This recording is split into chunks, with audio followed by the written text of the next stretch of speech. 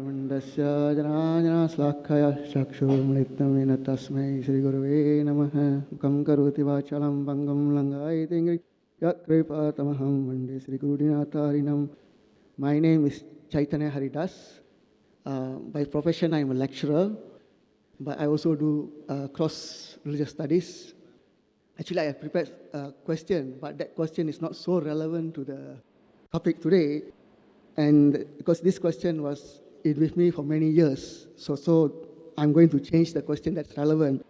Especially respected Dr. Zakir, you have mentioned about the Vedas, the Upanishad, and all the some of the Upanishad. But I like to quote a quotation here from Srimad Bhagavatam, Canto 3, Chapter 11, Text 35, which says, Purushaya Paracharya Brahma Netram Ham Adbhuta Kalpa Yat Brahma Brahma Sat Brahmati Yam Viduhu. The meaning is, in the beginning of the first half of Brahma Kalpa, where Lord Brahma appeared, then Brahma's life, there is a millennium called Brahma Kalpa. The birth of Brahma, the birth of Vedas was simultaneous with Brahma's birth. So here it's mentioned that Lord Brahma takes birth after birth. And the Vedas appeared when he takes a birth. So based on the literatures, Lord Brahma's age, full age is 311 trillion and 40 billion years. And if we go in that calculation, I think many of us here are bewildered. But this is a quotation from Srimad Bhagavatam. Another thing, why I mentioned this, because Dr. Zakir have mentioned that the Vedas says that the Lord don't have a form. But the same Vedas also mention the Lord have a form. I quote another verse from Brahma Samhita, chapter 5, text number 1. It says, Ishvara Parama Krishna Satchidananda Vigraha Anadir Adir Govinda Sarvakaranam Karanam. Ishvara Parama Krishna. It says, the Supreme Personality of Godhead, Krishna, is the Supreme Controller. Ishvara Parama Krishna. Satchidananda Vigraha. Satchit Ananda means eternal, blissful, and full of knowledge. So it says Satchit Ananda Vigraha. Vigraha here refers to the form, a transcendental form, which is given in the Vedas. I think when we do a research on the particular scriptures, I prefer that we have a whole idea that the Vedas also mention about the form. And I have many other quotes which says that the Lord has been realized in different forms. Which Veda are you quoting, brother? This is Srimad Bhagavatam. Srimad Bhagavatam is not part of the Vedas. Vedas are four: Rig Ved, Yajur Ved, Sam Ved, Atharva Ved. Yes, I agree with that. Right? But the Brahma Samhita is the commentary by Brahma. Don't quote commentary, quote the text. If you follow the commentary of the commentary of Quran is written by human beings. You quote the text.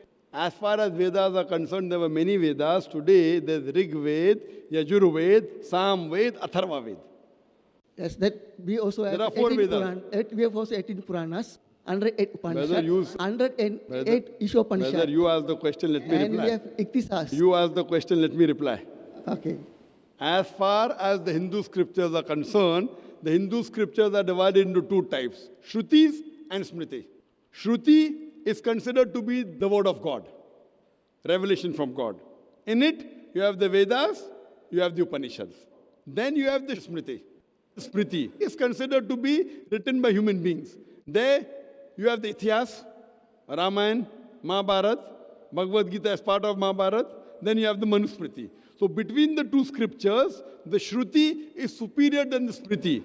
If there is a clash between a Shruti and the Smriti, you have to follow the Shruti, not the Smriti. Because Shruti is higher. Same way with the Quran. We have the Quran, then we have the Hadith. If there is a Hadith which is not Sahih, it clashes with the Quran, then we keep the Hadith aside. What we have to believe in Quran and the Sahih Hadith, authentic saying of Prophet Muhammad. There are certain sayings which people have manipulated. So when such manipulated Hadith comes, what we do? We reject it. So now I am quoting you Veda. Veda is the highest. No Smriti can go against the Veda. If it goes against the Veda, we reject the Smriti. We follow the Shruti. This I am talking from Hindu scholars. As far as the Vedas are concerned, the Vedas speak, if you read Dayanand Saraswati, the founder of Arya Samaj, correct? In the Vedas, it only talks about God who has got no image. I know there are other scriptures like Manusmriti and Itihas in which it talks about God having image. But a lower scripture cannot overrule a higher scripture. When there is a conflict, you have to follow the higher scripture. That's the reason I have quoted you Veda. So if you get me a quotation from any book which is a Smriti, it cannot overrule the Shruti. Point number one. Point number two, even if you get me quotation, if there's a contradiction in the Veda, then why follow a book which has contradiction? You take out one contradiction in the Quran. Quran says in Surah Nisa, chapter number 4, verse number 82, أَفَلَا يَتَدَبَّرُونَ الْقُرْآنَ وَلَوْ كَانَ مِنْ عِنْدِ غَيْرِ اللَّهِ لَوَجَدُوا فِيهِ اخْتِلَافًا كَثِيرًا. Do they not consider the Quran with care that if there were contradictions in it, it would never be from God? If there is a contradiction, then that book is not the word of God. Do you understand? So we as students of comparative religion, what we have to do, I am here to talk about similarities. I know there are many things which are differences in Quran and the Bible, Quran and the Veda. I am here to promote peace and harmony, not animosity. Therefore, Quran says, come to common terms as between us and you. I know there are many things which I don't agree with the Veda. I'm not going to tell you about that. Why? Because that will create animosity. So my thing, what I told you, let us agree to follow what is common. What is different, we'll discuss tomorrow. So let you and I agree, if you consider Veda to be word of God, I consider Quran to be the word of God, let us agree to follow what is common. What is common is 100% the word of God according to you and me. But if you selectively don't follow passages of your scriptures, why be selective? You tell me anything from the Quran, which I don't follow, I will say sorry and I'll start following.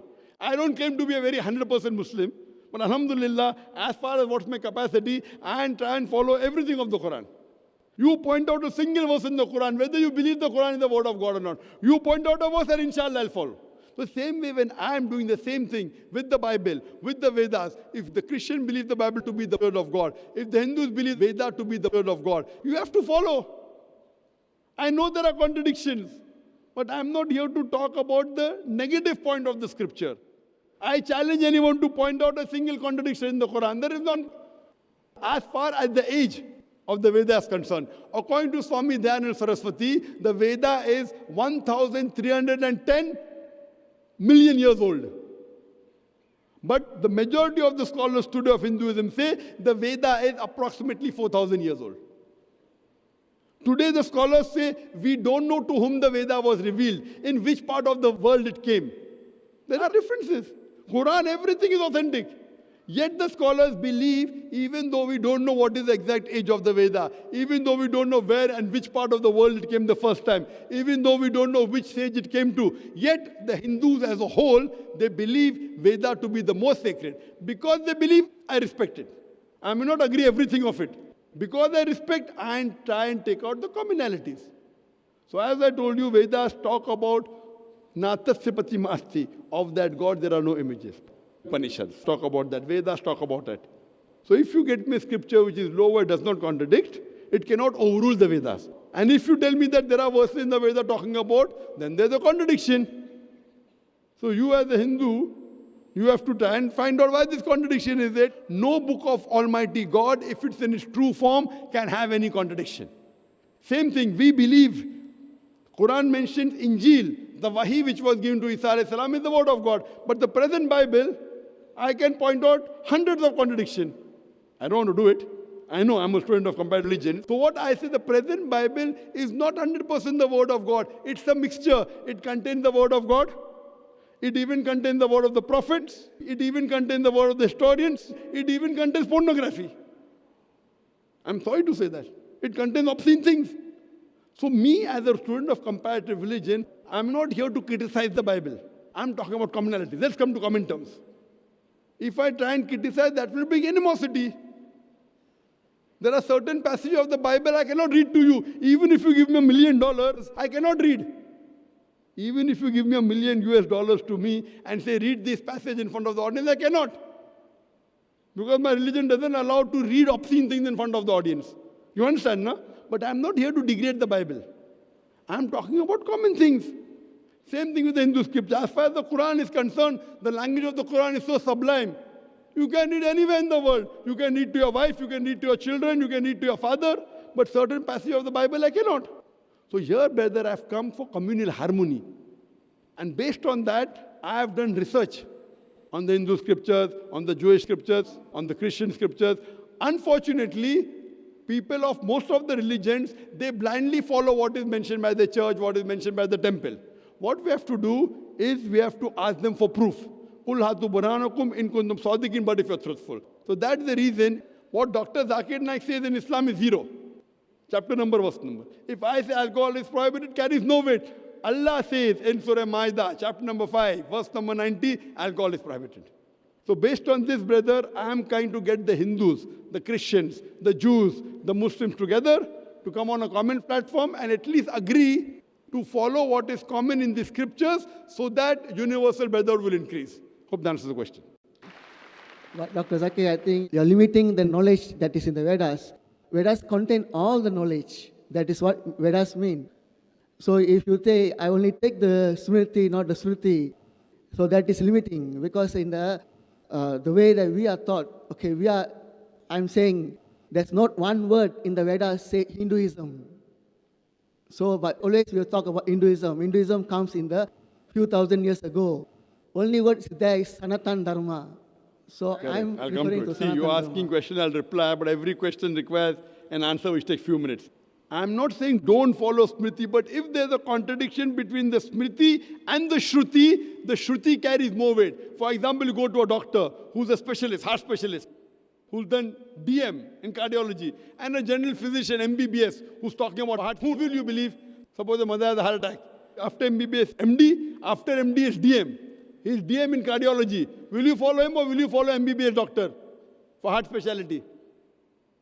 Suppose the mother has a heart attack. Who will you follow? The one I have faith with. Sorry? One you have faith with. Who will you have faith more? As a logical person, a DM of heart specialty or MBBS doctor? Even though a person can have higher No, knowledge. not can. If you don't know both of them. They have higher knowledge, maybe he is not experienced. But you have two people, you have come first time to a country and one has DM, one has MBBS. Who will you take your mother to? The one who have a D. Correct. So similarly, when there's a contradiction between Shruti and Smriti, you have to follow Shruti. That's what the Hindu scholars say, not I. Anywhere in the world. So you have to tell Hindu scholars are wrong. Now, coming to your word. See, every time you're asking a new thing, I have to clarify. You said the word Hinduism is not there in the Hindu scriptures. Correct. Jawaharlal Nehru, Pandit Jawaharlal Nehru, in his book Discovery of India, he says the word Hinduism is not there in any Indian literature until the Arabs came to India. This word Hindu was given by the Arabs. The Arabs gave the word Hindu to the people who live in the land of the Indus. Even today when I go to Saudi, they call me Hindi. So Hindu is a geographical definition. The word Hindu was given by the Arabs. People living in the land of Indus. So Hindu is a geographical definition for the people living in the land of the Indus Valley. By geographical definition, I'm a Hindu. By geographical definition, I'm a Hindu and a Muslim. Indian Muslim, Hindu Muslim. But if you say Hindu, means those who believe in worshipping idols, then I'm not a Hindu. According to Swami Vivekananda, Hinduism is a misnomer. The right word should be Vedantist. Because they follow the Vedas. Hinduism is a misnomer. It was a word, a title given by the Arabs when they came to India, and today also it has got stuck on. Even today when I go to Saudi, they call me Hindi. Yes, I'm a Hindi. And I'm proud to be a Hindi. But I don't believe in doing idol worship. So coming to Hinduism, this is a misnomer. The right word is Vedantist or can be Sanatana Dharma. I agree with you. And Sanatana Dharma believe that God is one and God has got no images. Show me one person who's a pure follower of Sanatana Dharma who says that God has got image. That means you have not studied Sanatana Dharma. Have you studied Sanatana Dharma? I'm still studying. That's why I say. Still studying, yeah. You are yet studying. You have not passed MBBS also yet. You have not passed MBBS also. Quran says in Surah Naik, chapter number 16, verse 43, and Surah Anbiya, chapter number 21, verse number 7, فَاسْأَلُوا أَهْلِ الذِّكْرِ إِن كُنتُمْ لَا تَعْلَمُونَ. If you don't know, ask the person who's an expert. So I hope that answers the question. Brother, for next question, you can go behind the queue, behind the other non-Muslims. Thank you, brother.